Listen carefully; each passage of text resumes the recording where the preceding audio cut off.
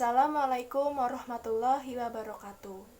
Saya Retno Pramesti dari program studi bimbingan konseling ingin menyampaikan materi fungsi dan ragam bahasa Indonesia. Jadi bahasa Indonesia merupakan bahasa yang sudah dipakai oleh masyarakat Indonesia sejak dulu.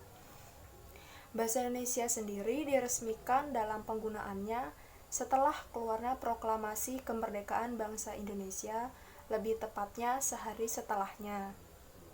Penggunaan bahasa Indonesia sangat banyak dan beragam. Ragam bahasa dibedakan berdasarkan cara pandang pembicara, media yang digunakan, dan topik yang dibicarakan.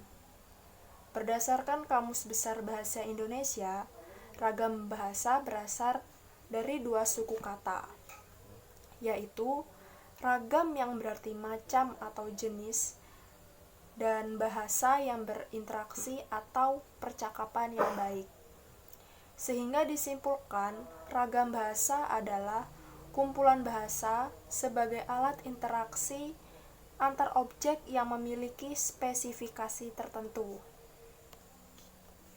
Tidak asing bagi kita jika dalam suatu bangsa memiliki makna yang sama dengan bahasa serta pelafalan yang berbeda. Contohnya, bahasa pesisir, kata makan jadi makan. Pada dasarnya, semua ragam bahasa memiliki kekurangan dan kelebihannya masing-masing. Ada bahasa yang mudah dimengerti dan ada bahasa yang sulit dimengerti. Penggunaan ragam bahasa yang baik itu adalah menggunakan ragam bahasa yang sesuai dengan kondisi dan tempat.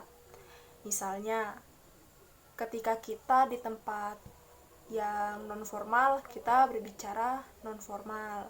Ketika kita di tempat formal, kita juga berbicara secara formal. Dan ini jenis-jenis ragam bahasa Indonesia, yaitu 1. Ragam bahasa berdasarkan cara pandang pembicara atau penutur. Dalam ragam bahasa ini terdiri dari bahasa daerah atau dialek, bahasa pendidikan, dan bahasa yang formal dan non-formal. Yang pertama ada bahasa daerah. Bahasa Indonesia yang digunakan di daerah biasanya terbawa dengan lingkungan daerahnya. Contohnya, cara bicara bahasa Indonesia yang digunakan oleh masyarakat di daerah Jawa berbeda dengan cara bicara bahasa Indonesia yang digunakan oleh di daerah Sumatera. Yang kedua, ada bahasa berpendidikan. Bahasa yang digunakan oleh masyarakat yang berpendidikan pasti berbeda dengan masyarakat yang tidak berpendidikan. Bisa dibandingkan cara pelafalannya. Misalnya, orang yang berpendidikan sering menggunakan kata mencuci, mengunci, video, dan TV. Beda dengan masyarakat yang tidak melalui pendidikan akan melafalkan kata nyuci, ngunci, video, dan TV. Yang ketiga, bahasa formal dan non-formal. Bahasa formal sering digunakan dalam acara resmi, seperti upacara pelantikan, seminar, dan rapat.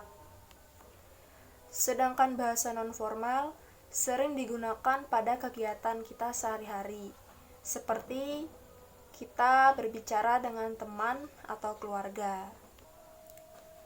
Yang kedua ada ragam bahasa yang berdasarkan media yang digunakan, yakni terbagi menjadi 2. Yang pertama, ragam bahasa secara lisan. Bahasa ini adalah bahasa yang dikeluarkan secara lisan atau dengan media lisan. Dalam ragam bahasa ini sering memakai bahasa yang baku. Cara menyampaikan pembicaraan secara lisan dapat berbeda sesuai dengan lingkungannya. Seperti pembicara yang dilakukan dalam keadaan formal jelas berbeda dengan pembicaraan yang dilakukan dalam keadaan santai atau tidak formal. Ada pula ciri-ciri ragam bahasa lisan. Yang pertama, memerlukan beberapa teman berbicara. Kedua, menyesuaikan dengan keadaan yang ada, situasi, dan juga waktu. Ketiga, perlunya intonasi dalam berbicara dan bahasa tubuh yang digunakan. Ragam bahasa lisan seringkali kita gunakan dalam kehidupan sehari-hari. Contohnya berbincang-bincang dengan teman ataupun keluarga, masyarakat. Ya, seperti itu. Yang kedua, ragam bahasa secara tertulis. Ragam bahasa tulis menggunakan media untuk mengutarakannya atau mengungkapkannya. Ragam bahasa ini menggunakan ejaan menata kosakata dan bahasanya. Contohnya, yakni koran atau surat kabar, laporan pekerjaan, dan karya ilmiah. Ada pula ciri-ciri ragam bahasa tulis. Yang pertama, tidak diperlukannya adanya kehadiran orang lain.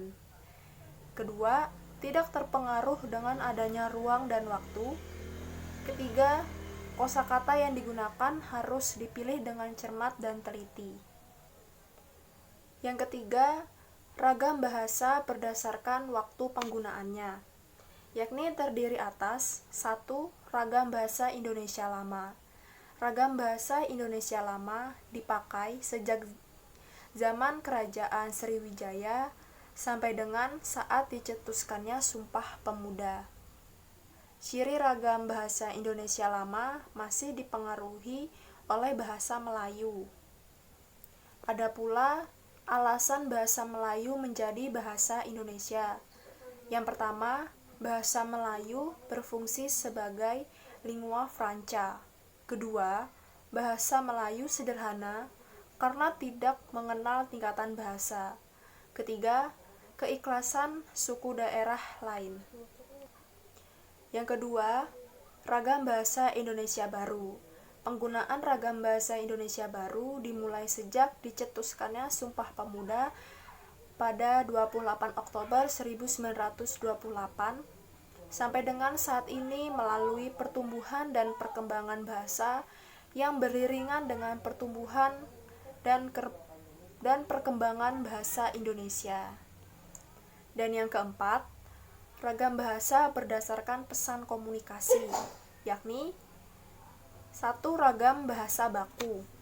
Ragam bahasa baku adalah ragam yang dilembagakan dan diakui oleh sebagian besar masyarakatnya pemakaiannya.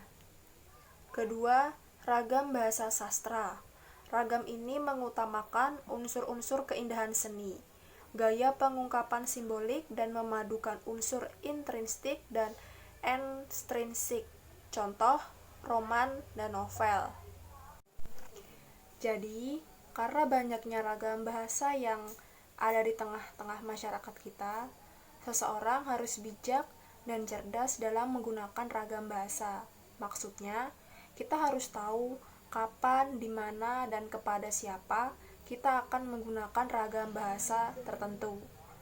Menggunakan ragam bahasa juga harus sesuai dengan bidang yang digeluti maupun dikuasai. Sekian materi yang saya sampaikan.